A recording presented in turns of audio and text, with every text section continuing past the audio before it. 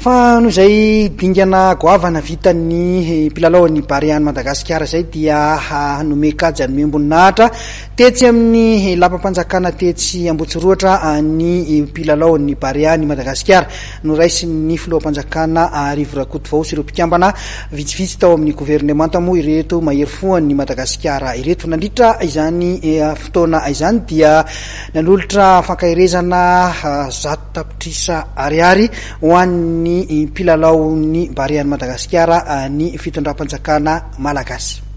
Lanonana tsotsotra fanomezam-boninahitra ho an'ny ekipan'ny Bariany Madagasikara no tanterana androany tolakandro teny amin'ny lapam-panjakana Ambohitsiroatra fakasitrahana ny amin'ny anaran'ny vahoaka malagasy ary koa amin'ny anaran'ny fitondram-panjakana malagasy no nentin'ny filoham-panjakana Rivo Rakotovao tamin'ireo mpilalao sy ny federasiona malagasy manoloana ny fiakaran'ny Madagasikara amin'ny CAN na 2024. Maro ny ezaka atao anatin'izany na tonga izao fiakarana dingana ambonimbony izao hoy ny filohan'ny Repoblika amin'ny solotoerana ary izay no ny fitondram-panjakana. Tsy maintsy manaitra antsika ireny zay no tombotsoa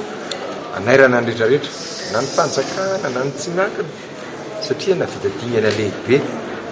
fantatsika efa nisy manahirana nangataka ireo olon'ireo mba le avion spécial zay fa reraka tsy nanavary teny tsy mety isan'ny médecine zany fa zay aloha zavanisy ozy aho hoe anaty conseil des ministres hoe tsy maintsy manaitra antsika zany amin'ny fanjakana antsika am'ireo olotsotra ihany koa ina no ataontsika am'ireo satria efa nampiseho ny heriny sy ny tanjany ary ny herin-tsaina ireo olon'ireo tanatin'izay sy ny fitiavany tanindrazany tonga amin'izao sehatra izao zay no mahatonga antsika tsy maintsy satria hiatrika ny kanina kosa ve dia tsy maintsy ho atao ny fanomanana fa tsy hoe rehefa any fanomanana tsy maintsy mijery zany ny fanjakana natin'izao inona no ho an'ny kapiteny ekipan'ny Bariany Madagasikara dia nano ny fankasitrahany ny fitondram-panjakana malagasy ny tenany nampanantena kosa izy fa hiady mafy ho an'ny firenena malagasy ho an'ny malagasy rehetra ny ekipan'ny Baria. Izahay dia hiady mafy ho an'ny firenena malagasy ho an'ny malagasy tsy vaky volo tsy hitsangamenatra zay ho any amin'izany kanina 2024 izany fa dia hiezaka ny ametsarana ho an'ny malagasy raikan'razana amintsika tsy vaky volo. Misy kosa ny paikady tsy maintsy apetraka manoloana ny fiomanana amin'ny CAN na 2024 any Cameroun io raha nambara ny mpanazatra Nicolas Dupuis. On tient à bien figurer à nouveau, rester invaincu si possible. Peut-être espérer jouer une finale à Dakar